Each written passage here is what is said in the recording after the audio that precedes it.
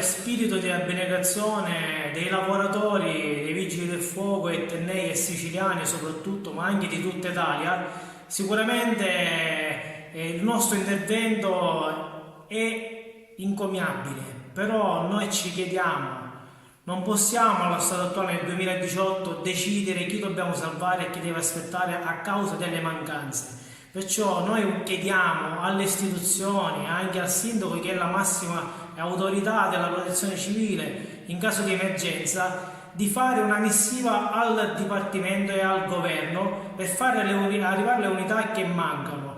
Abbiamo un distaccamento pronto di Palagonia che è rimasto incompiuta, potrebbe essere saccheggiato a causa del fallimento della ditta che stava per consegnare questo distaccamento. Noi chiediamo un intervento sia da parte del sindaco e dei sindaci anche del territorio etneo che da parte del presidente della regione verso il nostro caro governo, che faccia arrivare le unità a Catania, perché Catania è una città metropolitana e una tra le prime indicate come numeri di interventi pro capite.